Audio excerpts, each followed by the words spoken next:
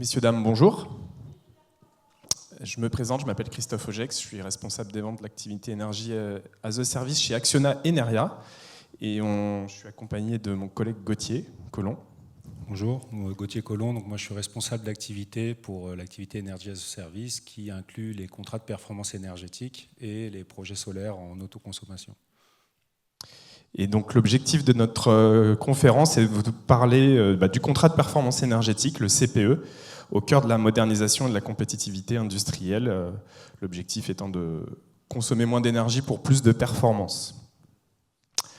Avant de vous parler plus en détail du CPE, je vais vous parler d'Acciona Energia, parce que je ne sais pas si tout le monde dans la salle connaît cette entreprise. Acciona Energia est une entreprise du groupe Acciona, c'est un groupe espagnol international, présent sur les 5 continents dans 40 pays. Et Acciona Energia est sa filiale, également présente sur les mêmes continents sur 25 pays, en tant que producteur fournisseur d'énergie exclusivement renouvelable. La spécificité qui nous caractérise, c'est qu'on est le premier producteur d'énergie exclusivement renouvelable dans le monde, donc à ne disposer d'aucune capacité de production grise. On n'est pas le premier en termes de capacité de production ENR, mais le premier qui ne dispose pas en tout cas d'énergie grise.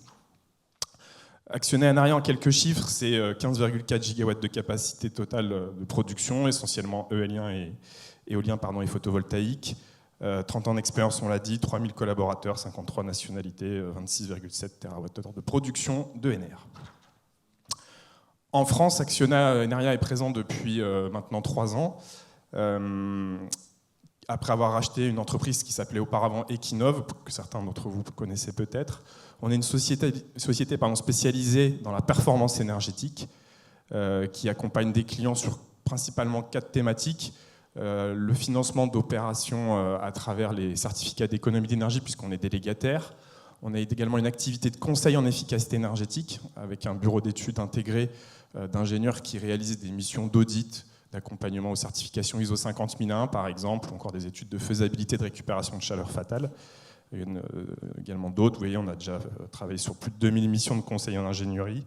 On est 70 collaborateurs, alors pardon, j'ai oublié 2 piliers essentiels. On est également opérateur de flexibilité électrique, c'est-à-dire qu'on rémunère des clients qui ont la capacité de s'effacer du réseau, à la demande de RTE lorsqu'il y a des fortes tensions en hiver notamment. On fait aussi de la flexibilité électrique à la hausse. Et le dernier pilier que l'on propose, c'est l'Energy as a Service à travers le contrat de performance énergétique qu'on va vous présenter juste après. Alors le CPE, contrat de performance énergétique, c'est un contrat en fait, qui intègre le financement de travaux de performance. En l'occurrence, Acciona Energia finance en fonds propres ces travaux, on les réalise et on se rémunère à travers les économies d'énergie garanties.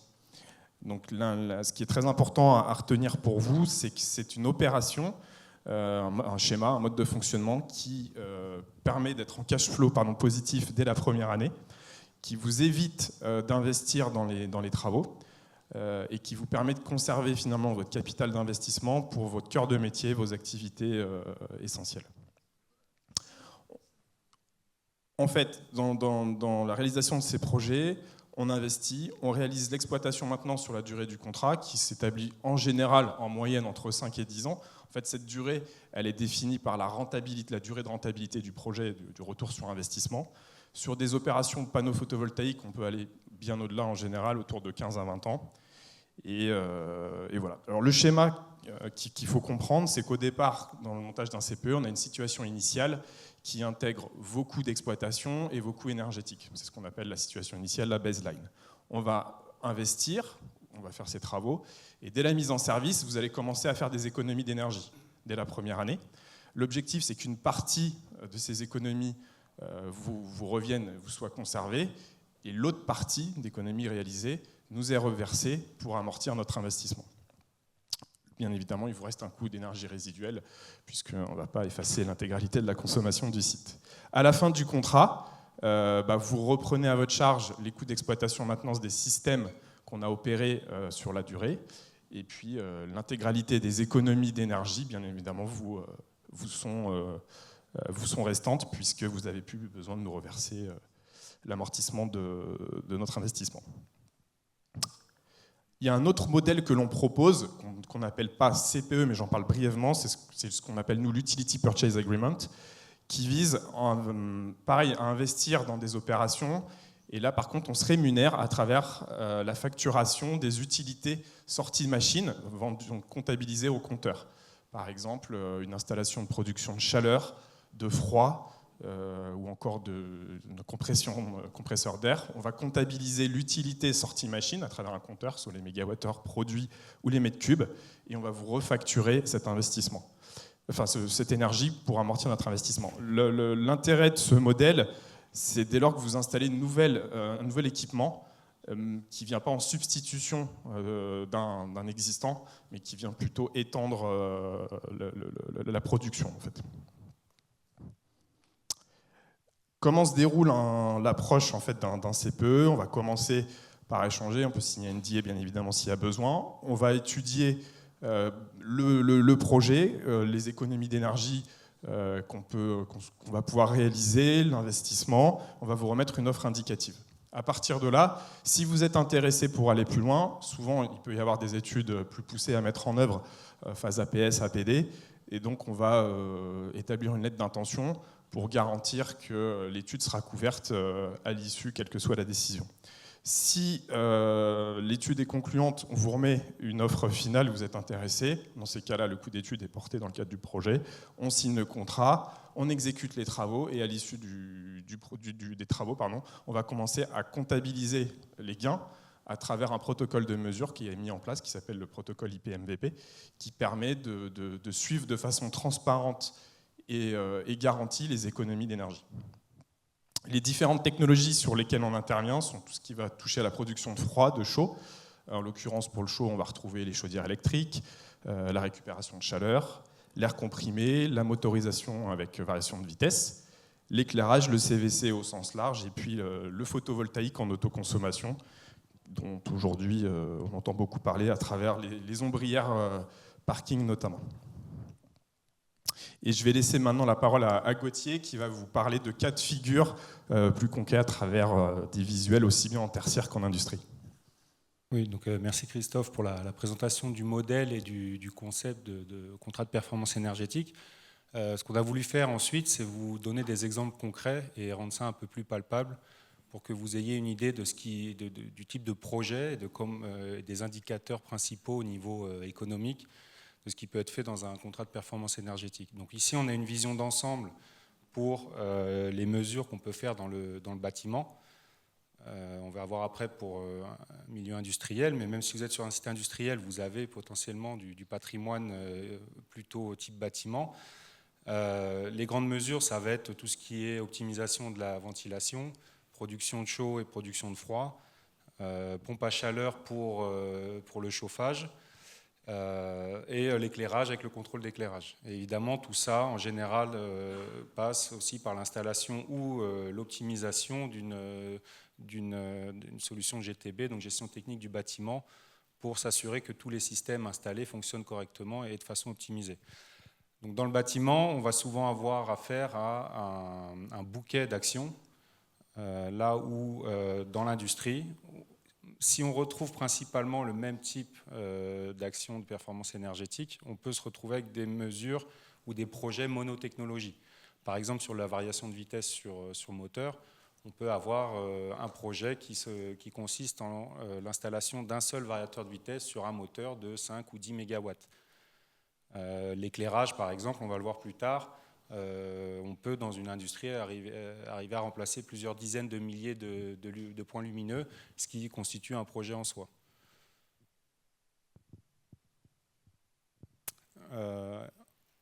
En plus de tout ça, on va dire de façon plus globale et packagée avec un CPE, on peut installer des batteries de stockage et faire ce qu'on appelle une gestion microgrid de l'énergie sur le site. Et intégrer de la flexibilité électrique. Alors je m'explique. On est opérateur de flexibilité électrique, donc vous voyez sur les courbes de consommation, on peut voir en bleu la consommation prévisionnelle et en rouge la consommation réalisée. La flexibilité électrique, ça consiste sur demande de RTE pour les besoins d'équilibrage du réseau à baisser ou augmenter sa consommation suivant les pénuries ou les surplus d'énergie sur le réseau. En même temps qu'un projet de performance énergétique ou simplement en tant que tel, on peut installer une batterie et faire une gestion microgrid du réseau. La batterie va permettre par exemple de faire du stockage de surplus photovoltaïque si on installe un système dans le cadre du projet ou s'il est déjà existant. Gérer l'écart de prix sur le marché pour faire ce qu'on appelle du spread, acheter quand l'énergie est peu chère, voire à prix négatif, et revendre quand ce prix est élevé. Participer à tous les mécanismes de réserve du marché de la flexibilité. Donc c'est l'effacement, la flexibilité à la hausse, la réserve primaire, réserve secondaire, donc tout ce qui est rémunéré pour aider à la stabilisation du réseau. Et enfin, comme l'a expliqué Christophe, dans tout projet de performance énergétique dit CPE, on a un engagement contractuel sur les économies, donc elles sont garanties et on s'assure du suivi et de la preuve des économies pour pouvoir ensuite demander notre rémunération. On a tous les outils nécessaires pour faire ce suivi à distance, déclencher des alarmes si on voit des déviations, intervenir sur site et optimiser en continu les solutions installées. Ensuite, on a souhaité vous montrer quelques exemples en industrie pour que ce soit plus parlant. Donc ici, on est dans une papeterie. On a un papetier qui a souhaité moderniser son installation de compression d'air, qui était assez ancienne et pas optimisée. Après étude de l'ensemble du système et de la centrale, on a pu remplacer 2 compresseurs d'air par un seul, plus performant, mieux régulé, donc un compresseur à variation de vitesse, plus efficace, avec un séquenceur pour gérer les autres compresseurs qu'on n'a pas remplacés en bon fonctionnement avec celui-ci. Pour donner une idée de l'ordre de grandeur des investissements, donc c'est 322 000 € qu'on a pris à notre charge. C'est des travaux que nous avons fait nous-mêmes qui ont permis de réaliser 32% de gain énergétique sur la consommation électrique de la centrale de compression d'air. Et le contrat, le CPE, s'est étalé sur 4 ans. Moi, j'ai une petite question pour toi, Gauthier. Dans un tel projet, est-ce qu'on peut intégrer des financements, subventions éventuelles? Et deuxième question, on a des clients, on rencontre des clients qui ont l'habitude de travailler avec des prestataires réalisation, exploitation référencés. Comment fait-on pour intégrer ces éventuelles contraintes?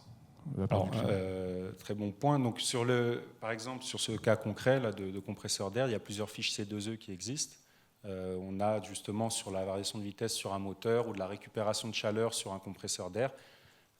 Ces subventions C2E ou autres, si elles existent, on s'occupe de les récupérer et de les intégrer au plan de financement du projet. Donc, il va y avoir 2 possibilités, puisqu'on va réduire l'investissement résiduel avec ces subventions.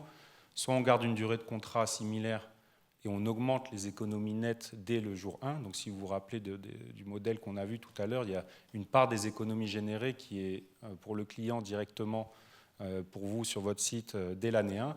On peut augmenter cette part puisqu'on diminue l'investissement.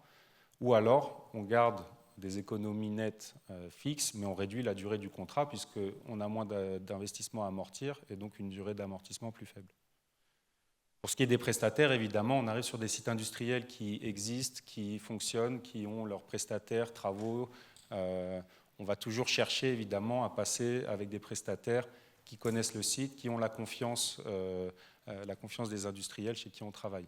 On va aussi étudier la possibilité de faire entrer d'autres prestataires pour des questions de compétitivité, de coûts, mais on ne cherche pas forcément à employer des personnes qui sont extérieures au site. Oui, on n'a pas non plus d'exclusivité avec tel ou tel prestataire partenaire. Autre exemple assez parlant, donc, dans une papeterie, on a pu remplacer un raffineur. Il y avait une chaîne avec 3 raffineurs en parallèle, qui était aussi, là je crois qu'il y avait une trentaine d'années. Les avancées technologiques ont permis de remplacer ces 3 raffineurs par un seul, plus efficace et de plus grosse capacité. Donc on a pu obtenir un gain énergétique de 29%, mais également des économies de maintenance. On n'a plus qu'une machine à maintenir par rapport à 3 précédemment. Et donc un temps de retour sur investissement de 3 ans et demi sur l'investissement initial d'un peu plus de 500 000 €. On voit un temps de retour sur investissement de 3 ans et demi, donc on a établi une durée de contrat de 4 ans qui s'arrête en gros l'année entière après la rentabilisation du projet. Donc là, c'était important de voir qu'on a des gains énergétiques, mais pas seulement. Hein. Les coûts de maintenance évités sont assez intéressants, et une simplification de l'opération. Alors, pour ceux qui se poseraient la question de la redondance, il y a une autre ligne en parallèle qui n'a pas été rénovée, et donc on a remplacé 3 machines par une seule, mais on a toujours fait attention également à garder la redondance et la sécurité de l'opération de l'usine. Ici, c'est un projet qui illustre ce dont je vous ai parlé pour les microgrids et les batteries. Donc, c'est un projet de solarisation d'un site industriel sur lequel on a mis 820 kW crête en toiture de solaire photovoltaïque. Et alors, c'était plus un projet pilote, puisque vous pouvez voir que la batterie est d'assez petite taille par rapport à l'usine. Une batterie de capacité de stockage de 80 kWh. Malgré cette petite capacité, en gérant correctement les crétages de pointe et la gestion des tarifs, on a pu augmenter de 10% les économies attendues par le projet photovoltaïque. Donc c'est assez intéressant. Là, avec la confiance gagnée avec ce type de projet, on voit qu'en passant à l'échelle supérieure, on peut obtenir des gains assez intéressants. Et en ajoutant les revenus de la flexibilité, on peut avoir des projets qui sont très très rentables. Ici, le client a voulu établir un contrat de 25 ans, puisque comme on garantit le prix de fourniture de l'électricité sur les projets solaires, la rentabilité était autour de 7-8 ans, mais le prix étant intéressant, le client a souhaité contractualiser sur 25 ans, ce qui lui permet de nous laisser la charge de l'exploitation, de la maintenance, et de juste profiter de son électricité à prix fixe et garanti sur une durée longue. Est-ce qu'un tel projet est duplicable en tertiaire, par exemple ? Et est-ce qu'on pourrait y installer des bornes de recharge pour les véhicules électriques ? Oui, tout à fait. Donc là, c'est une toiture qui est sur un site industriel, mais peu importe en fait l'activité hébergée par la toiture en question. Ça peut être aussi sur des ombrières de parking, donc que ce soit un parking de site industriel ou de site tertiaire. Et l'installation de bornes de recharge va permettre d'augmenter la part d'électricité directement autoconsommée et donc la rentabilité du projet, puisque dans la grande majorité des cas, autoconsommer directement, ça va être la façon la plus rentable d'utiliser l'électricité produite par les panneaux. Et enfin, le dernier exemple, c'est un projet assez simple en apparence, puisqu'il s'agit de remplacer des réglettes de tubes fluorescents par des tubes fluorescents par des réglettes LED. Sauf que là, on est dans l'industrie automobile et on a remplacé 25 000 tubes fluorescents pour ce client, donc avec toute la logistique que ça implique en gardant le site en production. Donc ces 25 000 tubes ont été remplacés par 12 500 réglettes LED pour une économie d'énergie de 4,7 gigawattheures par an, donc c'est quand même loin d'être négligeable. 65% de réduction de la consommation d'énergie initiale due à l'éclairage et rentabilisée en moins de 5 ans. Donc là, encore une fois, on est sur un industriel de l'automobile qui n'avait pas envie d'immobiliser du cash pour un projet d'éclairage. Et donc, grâce à notre intervention, il a pu rénover son éclairage et faire des économies sans dépenser 1 euro. Et que se passe-t-il si ces éclairages venaient à tomber en panne durant la durée du contrat ? Alors, sur tous nos projets, pendant la durée du contrat, donc ça a été mentionné, on s'occupe de l'exploitation et de la maintenance. Donc là, sur un cas simple comme de l'éclairage, sur la durée du contrat, on garantit le bon fonctionnement. On vend, en fait, pendant les 5 ans, de l'éclairage et des niveaux d'éclairage sur des surfaces données qui doivent être stables. Donc un luminaire qui brûle, c'est à notre charge de le remplacer et c'est inclus dans le coût du contrat pendant toute cette durée, ainsi que la gestion du stock, les interventions et tout ça. Alors pour terminer sur cette présentation, on va vous rappeler les bénéfices exclusifs d'un tel montage, d'un tel contrat.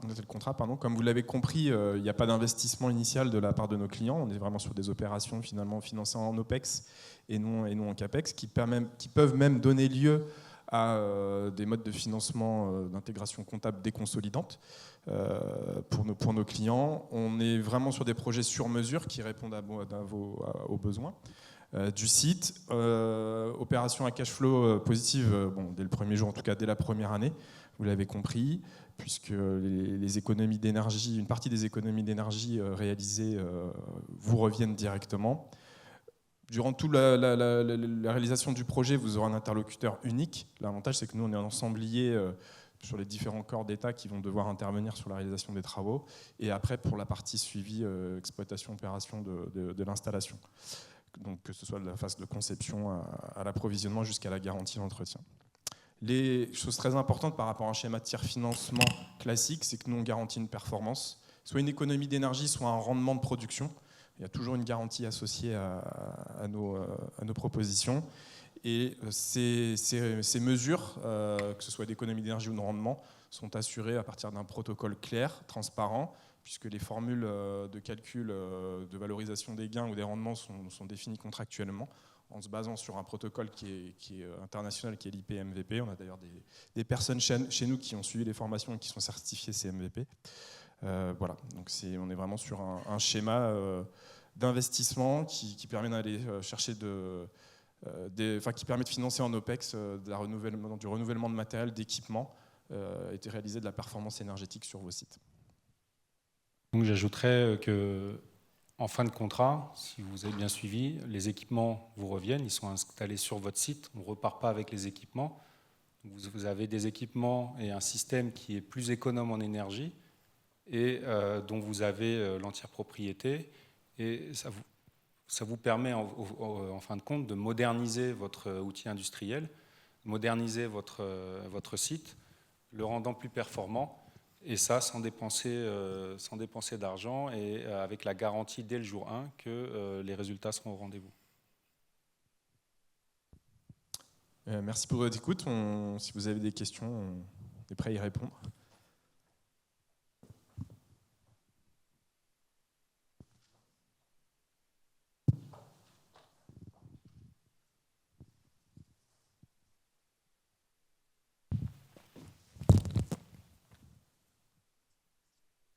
Bonjour, je voulais savoir combien de temps dure le temps d'étude pour établir la situation initiale avant travaux dans le cadre du CPE.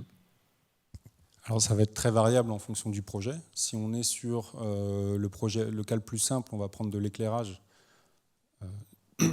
En fait, on prend la seule variable à connaître, c'est la puissance, la consommation unitaire de chaque point lumineux et les heures de fonctionnement.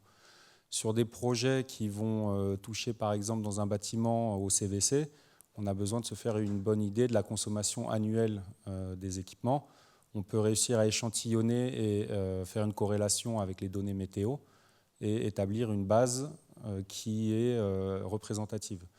On a des durées d'études qui peuvent aller donc de quelques semaines à 2, 3, 4 mois dans les cas les plus complexes. Ça va vraiment dépendre, justement pour des configurations qui nécessitent d'avoir des mesures. Est-ce que vous avez déjà un historique de consommation suivi, enregistré, archivé, sur lequel on peut se baser, ou est-ce qu'on va devoir en établir un, ce qui en effet nécessiterait de venir faire quelques mesures ponctuelles sur des durées plus ou moins longues, et puis après travailler sur des extrapolations. D'ailleurs, dans le cas parmi les différentes offres, on est auditeur énergétique. Un CPE en fait va commencer par un audit énergétique. Soit il a déjà été réalisé par le client, par l'industriel, et on part de cette base, soit on le réalise nous-mêmes en tant qu'étude de potentiel pour le CPE.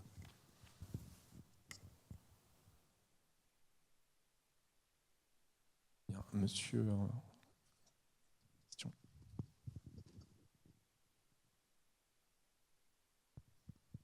Rapide, sur l'exemple 2, en combien de temps est rentabilisée la batterie ?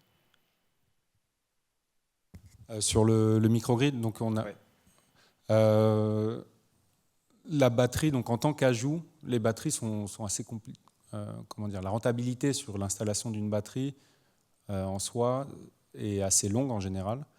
Là, dans le cas présent, on a vu que la batterie était assez petite par rapport à l'installation photovoltaïque. Donc, elle a été rentabilisée très rapidement, de mémoire, c'est 5 ou 6 ans.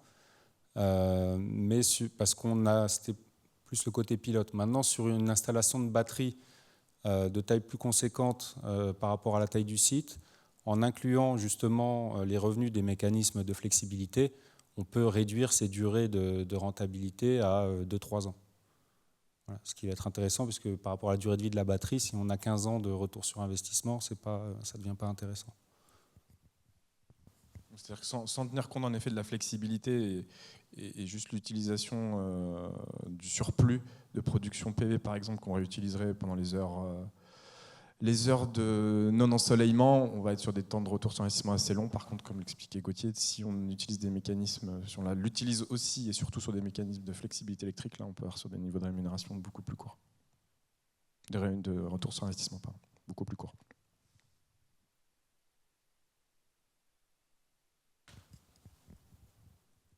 Très bien, eh bien, merci à tous. Et je crois qu'on a été pile Merci poil dans beaucoup. les temps. Donc,